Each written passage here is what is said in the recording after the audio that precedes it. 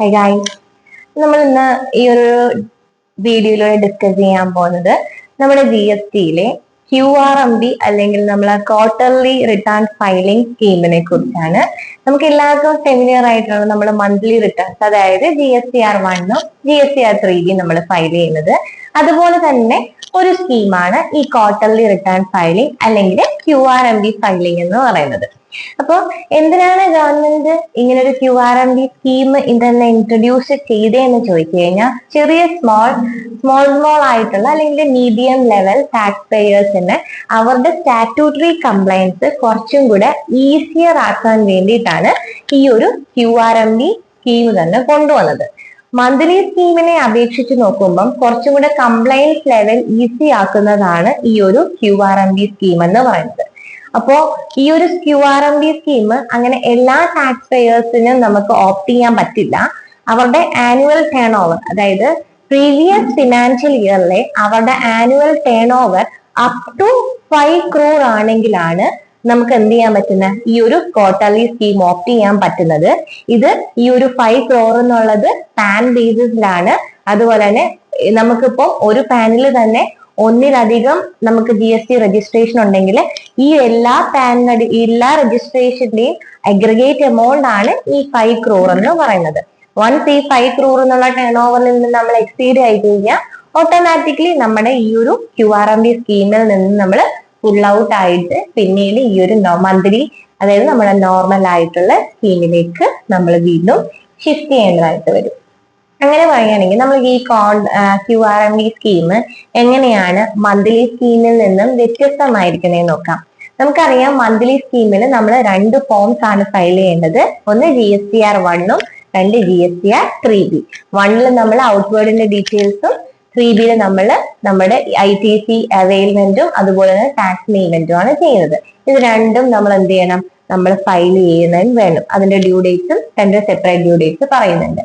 QRMB സ്കീമിലേക്ക് വരുമ്പോൾ നമുക്ക് quarterly ഒറ്റൊരു റിട്ടേൺ ഫയൽ ചെയ്താൽ മതി. അതായത് 3 മാസത്തെയും കൂടെ ചേർത്തിട്ട് ഒറ്റൊരു റിട്ടേൺ ആയിട്ട് നമ്മൾ ആ ഒരു ക്വാർട്ടറിൽ ഫയൽ ചെയ്താൽ മതി. ഇതിന്റെ ഡ്യൂ ഡേറ്റ് വരുന്നത് എല്ലാ ക്വാർട്ടറിലെയും 30th നമുക്ക് വരുന്നത്.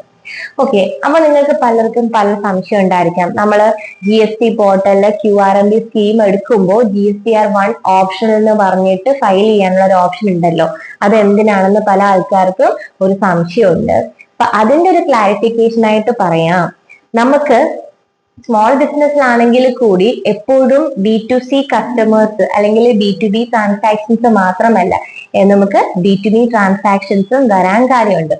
അപ്പോൾ നമ്മൾ ഈ ക്വാർട്ടർലി ഫയലിംഗിലേക്ക് ഇത്തരം ഒരു B2B ട്രാൻസാക്ഷൻ 3 മാസം കഴിഞ്ഞിട്ട് ഫയൽ ചെയ്യാന്ന് പറയുമ്പോൾ ആ ഓപ്പോസിറ്റ് നിൽക്കുന്ന ആ റെസിപ്പിയന് അതത് മാസത്തെ ഇൻപുട്ട് അവൈൽ ചെയ്യാനായിട്ട് പറ്റില്ല.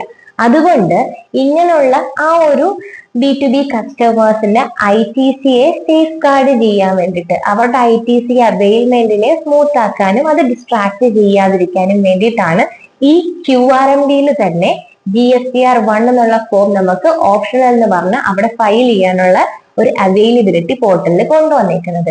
എങ്ങനെയാണെന്ന് വെച്ച് കഴിഞ്ഞാൽ, ഫോർ എക്സാമ്പിൾ പറയണമെങ്കിൽ ജാൻ ഫെബ് മാർച്ച് എന്ന് പറയുന്ന ഈ 3 മാസത്തെ ഈ ഒരു ക്വാർട്ടറിലെ നമ്മുടെ QRMB ഫയലിംഗ് വരുന്നത് April 13th ഓക്കെ, അപ്പൊ ഇത് എങ്ങനെയാണ്, ഇപ്പൊ നമുക്ക് ജനുവരി മാസത്തില് ഒരു B2B കസ്റ്റമർ ഉണ്ടെന്നുണ്ടെങ്കിൽ നമുക്ക് ഈ B2B കസ്റ്റമറിനെ ഏപ്രിൽ വരെ ഫയൽ വെക്കാൻ പറ്റില്ല. ആ കേസിൽ നമുക്ക് എന്ത് ചെയ്യാം, നമ്മുടെ B2B കസ്റ്റമേഴ്സിനെ മാത്രം ജനുവരിയിലെ GSTR1 ഫോമിൽ നമുക്ക് ഫയൽ ചെയ്യാവുന്നതാണ്. ബാക്കിയുള്ള B2Cയെ നമുക്ക് എപ്പോ ഫയൽ ചെയ്യാം, ക്വാർട്ടർലി ഫയൽ ചെയ്ത് ക്ലോസ് ചെയ്യാം. അങ്ങനെ ഫോർ എക്സാമ്പിൾ ജനുവരിയിൽ നമ്മൾ B2B ഉണ്ടായിരുന്നു, B2B ആ ഒരു റിട്ടേൺ ഫയൽ ചെയ്തു. ഫെബ്രുവരി മന്ത് വന്നു, B2C മാത്രമേ ഉള്ളൂ, നമ്മൾ 1 ഫയൽ ചെയ്യേണ്ട ആവശ്യമില്ല. മാർച്ച് വന്നപ്പോൾ ഒരു B2B വന്നു ഇരിക്കട്ടെ, നമ്മൾ ആ B2B ഫയൽ ചെയ്തു. ഇനി മാർച്ച് മന്തിൽ നമ്മൾ റിട്ടേൺ ഫയൽ ചെയ്യുന്ന സമയത്ത് ശ്രദ്ധിക്കേണ്ട കാര്യം എന്ന് വെച്ച് കഴിഞ്ഞാൽ, ഈ 3 മാസത്തെ നമുക്ക് B2B മാത്രമേ നമ്മൾ ഫയൽ ചെയ്തിട്ടുള്ളൂ. ഇതിനു പറയാൻ നമുക്ക് B2B ട്രാൻസാക്ഷൻസ് ഉണ്ടാവുമല്ലോ, അത് നമുക്ക് ഫയൽ ചെയ്യാനുള്ള ഓപ്ഷൻ എവിടെ ഉണ്ടായിരുന്നില്ല, ആ GSTR1 ഫോമിൽ ഉണ്ടാവില്ല. പക്ഷെ ആ ഫോം എപ്പോഴായിരിക്കും ഓപ്പൺ ആവുന്നത്, ആ ക്വാർട്ടർ എൻഡിലുള്ള മന്ത്, ഇവിടുത്തെ കേസിൽ മാർച്ച് മാസത്തിലായിരിക്കും ഈ GSTR1 ആ ഒരു ഓപ്ഷൻ ഓപ്പൺ ആവുന്നത്. ആ സമയത്ത് നമുക്ക് എന്ത് ചെയ്യാം, ഈ 3 മാസത്തെയും കൂടെ ജനുവരിയിലെയും ഫെബ്രുവരിയിലെയും മാർച്ചിലെയും B2Cയെ നമുക്ക് കൺസോളിഡേറ്റ് ചെയ്തിട്ട് ആ മാർച്ച് മാസത്തെ റിട്ടേണിൽ നമുക്ക് കാണിച്ച് ഫയൽ ചെയ്യാവുന്നതാണ്. അങ്ങനെയാണ് ഈ ഒരു QRMBക്കുള്ളിലെ CSTR1ന്റെ ഫങ്ഷനാലിറ്റി പോകുന്നത്. ഓക്കെ, അപ്പൊ എങ്ങനെയായിരിക്കും ഇതിന്റെ ടാക്സ് പേയ്മെന്റ് വരുന്നത്? ഇപ്പൊ ക്വാർട്ടർലി റിട്ടേൺ ഫയൽ ചെയ്യാൻ മതി എന്നും പറഞ്ഞിട്ട് നമുക്ക് റിട്ടേണും ക്വാർട്ടർലി തന്നെ റിട്ടേണിന്റെ പേയ്മെന്റ് നമുക്ക് ടാക്സ് പേയ്മെന്റ് ഉണ്ടെങ്കിൽ അതും ക്വാർട്ടർലി റിട്ടേണിലേക്ക്, ക്വാർട്ടർലി എൻഡിലേക്ക് അല്ലെങ്കിൽ ക്വാർട്ടർ ഡ്യൂ ഡേറ്റിൽ ഫയൽ ചെയ്താൽ മതിയോ എന്നൊരു ഡൗട്ട് നമുക്ക് എല്ലാവർക്കും ഉണ്ടാവും.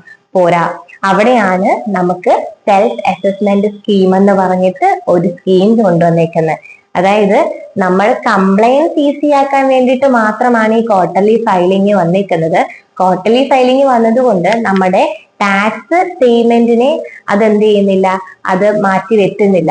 ആ ടാക്സ് പേയ്മെന്റ് നമ്മൾ അതത് മാസം തന്നെ ചെയ്തു പോകണം. അതായത് ജനുവരിയിൽ ഇപ്പോ നമുക്ക് B2Bയും B2Cയും ഉണ്ടെന്നുണ്ടെങ്കിൽ ആ B2B നമ്മൾ 1ൽ ഫയൽ ചെയ്യുന്നു, എന്നിട്ട് ആ മന്തിൽ നമ്മൾ സെൽഫ് അസസ് ചെയ്യണം. അതായത് നമ്മുടെ ടോട്ടൽ ട്രാൻസാക്ഷൻസ് അല്ലെങ്കിൽ ടോട്ടൽ സെയിൽസ് നമ്മൾ എടുക്കുക, എന്നിട്ട് അതിന്റെ മണ്ടിക്ക് നമ്മൾ സെൽഫ് അസസ് ചെയ്യുക. മന്ത്ലി 2B എല്ലാ വട്ടവും ജനറേറ്റ് ചെയ്യുമ്പോൾ അതിൽ നിന്ന് എലിജിബിൾ ആയിട്ടുള്ള ഇൻപുട്ട് ഒക്കെ എടുത്തിട്ട് സെറ്റ് ഓഫ് ചെയ്ത് നമ്മൾ തന്നെ സെൽഫ് അസസ് GST എമൗണ്ട് കണ്ടുപിടിച്ച് ചെല്ലാൻ യൂസ് ചെയ്ത് GST ചെല്ലാൻസ് പോർട്ടലിൽ അവൈലബിൾ ആണ്. അത് യൂസ് ചെയ്ത് നമ്മൾ എന്ത് ചെയ്യണം, ക്യാഷ് അടച്ചു വെക്കണം. ഇങ്ങനെ അടയ്ക്കുന്ന ക്യാഷ് നമ്മുടെ ഇലക്ട്രോണിക് ക്യാഷ് ലെഡ്ജറിൽ നമുക്ക് അവൈലബിൾ ആയിരിക്കും. അങ്ങനെ ജനുവരി മന്തിൽ നമ്മൾ സെൽഫ് അസസ്മെന്റ് ക്യാഷ് അടച്ചു, ഫെബ്രുവരി മന്തിൽ നമ്മൾ സെൽഫ് അസസ്മെന്റ് ക്യാഷ് അടച്ചു. മാർച്ച് മന്തിൽ വരുമ്പോഴത്തേക്കും, അതായത് റിട്ടേൺ ഫയൽ ചെയ്യുന്ന പീരീഡ് ആകുമ്പോഴത്തേക്കും നമുക്ക് എന്ത് ചെയ്യാൻ പറ്റും, നമുക്കൊരു കൺസോളിഡേറ്റഡ് 2B കിട്ടും. നമുക്ക് ഈ വർക്ക്ഔട്ട് ചെയ്ത് എല്ലാ എമൗണ്ടും ഒന്ന് റീവർക്ക് ചെയ്ത് നമുക്ക് അവിടെയാണ് ഓട്ടോമാറ്റിക്കലി എല്ലാ ഫീൽഡ്സും ഓപ്പൺ ആയി നമുക്ക് അവിടെ ഇൻപുട്ട് എല്ലാം അവെയിൽ ചെയ്യേണ്ടത് അവെയിൽ ചെയ്യുക, റിവേഴ്സ് ചെയ്യാനുള്ള എമൗണ്ട് റിവേഴ്സ് ചെയ്ത് നെറ്റ് ഇനി എമൗണ്ട് എന്തെങ്കിലും അടയ്ക്കാനുണ്ടെങ്കിൽ ആ എമൗണ്ടും കൂടെ അടച്ച് നമുക്ക് റിട്ടേൺ ക്ലോസ് ചെയ്യാനായിട്ട് പറ്റും. അപ്പം ഇതിന്റെ എഫക്റ്റ് പറയുകയാണെങ്കിൽ നമ്മുടെ ഫയലിംഗ് ക്വാർട്ടറിലേക്ക് പോയി എന്ന് പറഞ്ഞിട്ട് നമുക്ക് മന്ത്ലി പേയ്മെന്റ് GST പേയ്മെന്റ് അടയ്ക്കാനുള്ള ആ ഒരു ലൈബിലിറ്റിയിൽ നിന്ന് നമ്മൾ എന്ത് ചെയ്യുന്നില്ല, പുറത്തു പോകുന്നില്ല. നമ്മൾ സെൽഫ് അസസ്മെന്റ് ബേസിൽ നമ്മളത് ചെയ്തേ പറ്റത്തുള്ളൂ. ഇനി സെയിം ഇൻട്രസ്റ്റ് അല്ലെങ്കിൽ പെനാലിറ്റിയുടെ കേസ് വരുമ്പോഴും ഇതുപോലെ തന്നെ നമുക്കറിയാം 1ന് പെനാലിറ്റി വരുന്നില്ല. പക്ഷെ ഈ ഒരു GSTR 3B ക്വാർട്ടർ എൻഡിൽ ഫയൽ ചെയ്യേണ്ട QRMB 3B നമ്മൾ ലേറ്റ് ആക്കി കഴിഞ്ഞാൽ അതിന് നമ്മൾ ഇൻട്രസ്റ്റും പെനാലിറ്റിയും നെക്സ്റ്റ് ക്വാർട്ടറിലെ 3B ഫയൽ ചെയ്യുമ്പോഴത്തേക്കും നമ്മൾ അത് അടയ്ക്കേണ്ടതാണ്. അതുപോലെ തന്നെ GSTR 1 ഫയൽ ചെയ്യുമ്പോൾ നമ്മൾ ശ്രദ്ധിക്കേണ്ട ഒരു കാര്യമുണ്ട്. ജനുവരിയിൽ നമ്മൾ B2B ഉണ്ടെന്നുണ്ടെങ്കിൽ ജനുവരിയിലെ B2B GSTR 1 ഫോമിൽ തന്നെ കയറ്റി വിടണം.